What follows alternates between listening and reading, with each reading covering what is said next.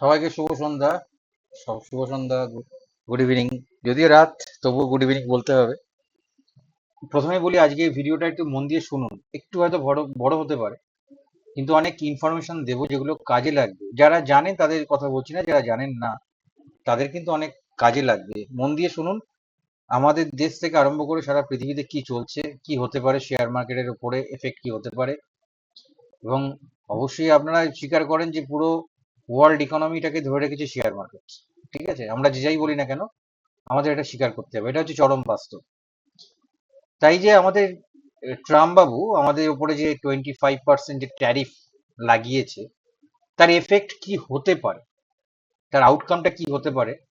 আপনারা হয়তো সবাই জানেন যে আমাদের চিফ ইকোনমিস্ট আদিতি নায়ার, উনি যে ক্যালকুলেশন করেছেন তাতে 20 বিপিএস এফেক্ট করবে জিডিপিতে। জিডিপিতে 20 বিপিএস এফেক্ট করা is not a matter of joke. কতখানি জিডিপি ডাউন হবে চিন্তা করা যেতে পারে। সেই ক্ষেত্রে সেরকম যদি হয় পরিস্থিতি, তাহলে সারা বছর এই 2025-এ মার্কেট কিন্তু সেইভাবে পারফর্ম করবে না, নন পারফর্মিং হয়ে থেকে যাবে মার্কেট।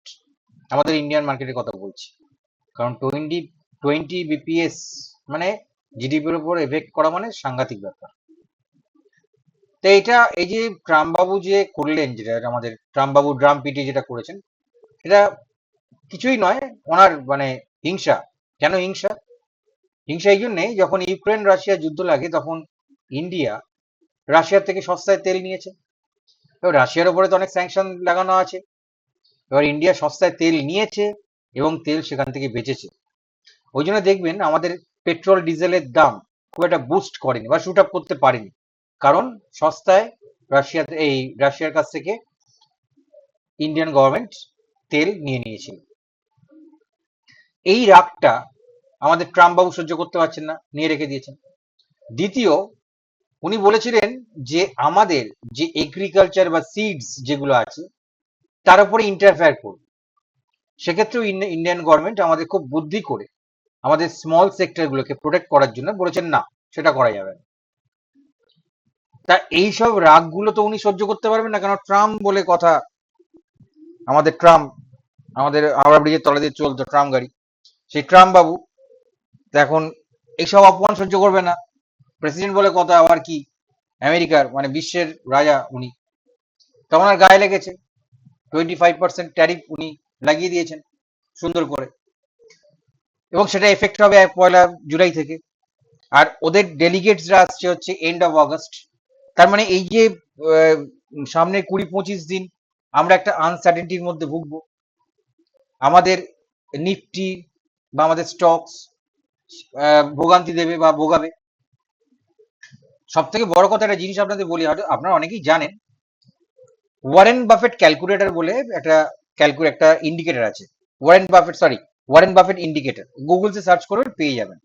ওখানে প্রতি দেশের স্টক মার্কেটের ভ্যালুয়েশন দেওয়া থাকে, ওটা ওভার ভ্যালুড না আন্ডার ভ্যালুড। 160 আপ হলে ওভার ভ্যালুড হয়ে যায়। এখন আমাদের ইন্ডিয়াতে 135 না 131 আছে, মানে এই সময় ইনভেস্টমেন্ট করার খুব ভালো জায়গা। কিন্তু আমাদের ন্যাসড্যাক থেকে আরম্ভ করে S&P 500 বা ডাউ, এরা কিন্তু 160 আপ মানে ওভার ভ্যালুড। এবার এরা যখন কারেক্টিভ মোডে আসবে, তখন ইন্ডিয়ান মার্কেট কেন সব গ্লোবাল মার্কেটেই এফেক্ট করবে। তাহলে কি হলো, মানে তেঁতুল তলায় টকের জ্বালায় পালিয়ে এলাম, তেঁতুল তলায় বাস। এদিকে আমাদের ইনভেস্টমেন্টের একটা জায়গা আছে, আবার ওদিকে যদি কারেকশন যদি দেয় আমাদের আমেরিকান মার্কেট, তাহলে আমাদের মার্কেটে ধসবে। তাহলে সারা বছরটা এরকম ভাবে চলতে পারে।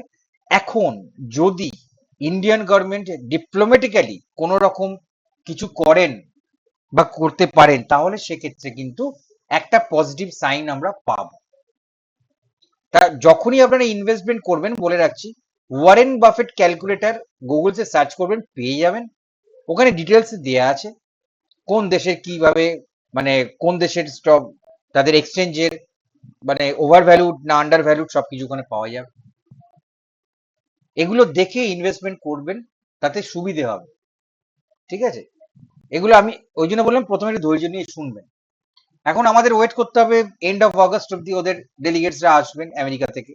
এবার সেখানে কি আমাদের ইন্ডিয়ান গভর্নমেন্ট ডিপ্লোম্যাটিক্যালি কথাবার্তা বলেন বা কোনো সুরা যদি করতে পারেন। তবে একটা জিনিস খুব ভালো করেছেন ইন্ডিয়ান গভর্নমেন্ট, সেটা হচ্ছে স্মল সেক্টর যেগুলো আছে সেই কোম্পানিগুলোকে বাঁচিয়ে দিয়েছে, যারা এই সিডস এগ্রিকালচার নিয়ে কাজ করছে। এ অনেকখানি সেভ করে দিল এদেরকে, এক কথায় না করে দিল। ঠিক আছে, এটা গেল হচ্ছে আমাদের একটা, আমি একটা নতুন জিনিস বললাম আপনাদেরকে, অনেকের কাছেই হয়তো এটা পুরনো, কিন্তু যারা জানেন না তাদের কাছে নতুন, এগুলো করবেন। এবার চলে আসি আমাদের ইউএস, প্রথমে ক্রুডে চলে আসি।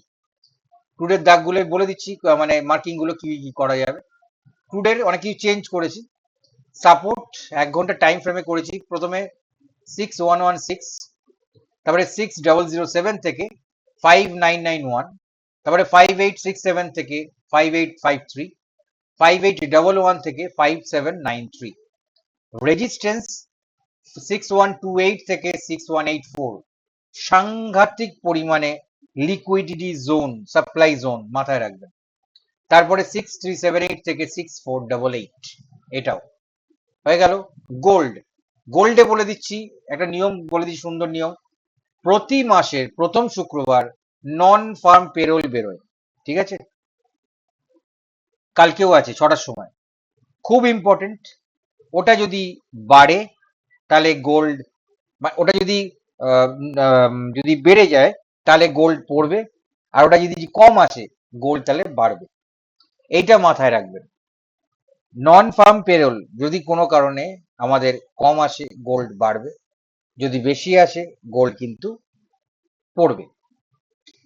কালকে 6টার সময় আছে, খুব সাবধানে কিন্তু ট্রেড করবেন। এবং দেখবেন এই যখন এই নন ফার্ম পেরোলের যখন ডেটা আসে তার কিছুদিন আগে থেকে গোল্ড একটা একটা ডে, যদি ডে ক্যান্ডেলে যদি দেখেন 5-6 দিন আগে থেকে ও কিন্তু রেঞ্জ বাউন্ডের মধ্যে থাকে, এবারেও আছে।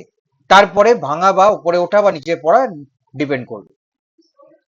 গোল্ডের সাপোর্টে চলেছে 1 ঘন্টার, প্রথম 3288 থেকে 3283, তারপর 3275 থেকে 3268, তারপর 3265 থেকে 3245, তারপর 3238 থেকে 3232। রেজিস্ট্যান্স কি আছে 3310 থেকে 3314, 3325 থেকে 3330, তারপর 3334 থেকে 3348। আশা করি এইগুলো কালকে অবধি মেনটেন করবে। তারপর তো কালকে আমি আবার আসছি, দুবার তো আসবোই, তখন আবার যদি কিছু চেঞ্জেস হয় তাহলে চেঞ্জ করে দেবো। তবে একটাই রিকোয়েস্ট, যেগুলো বললাম একটুখানি যদি আপনাদের কাছে নতুন লাগে বা জেনে থাকেন নতুন ভাবে, যারা ওপর দিয়েও ভিডিও দেখেন ক্লিক না করে, তাদেরকেও বলছি কমেন্টস করবেন। আমার মাথায় যখন কিছু আসবে নতুন নতুন আমি দিয়ে দেবো সেগুলো। জানি অনেক কিছুই, কিন্তু ওই নিজে ট্রেড করি, তার উপরে তার সঙ্গে লস হলে মন মেজাজ খারাপ হয়ে থাকে, প্রফিট হলে ফুরফুরে মেজাজ থাকে, যেটা হয় সাইকোলজি, হিউম্যান সাইকোলজি। তবে ট্রাই করি খুব কম ট্রেড নেওয়ার, সারাদিনে একটাও না নেওয়ার। আমি একটু বিটিএসটি তে ভক্ত, তাই বিটিএসটি করার চেষ্টা করি। আমি বারণ করি সবাইকে করবেন না, এটা আমি ব্যক্তিগতভাবে করি, আমার ব্যক্তিগত অভিজ্ঞতা থেকে করি। কারো প্রত্যেককে রিকোয়েস্ট, বিটিএসটি করবেন না, সাংঘাতিক জিনিস, এটা আমার রিকোয়েস্ট।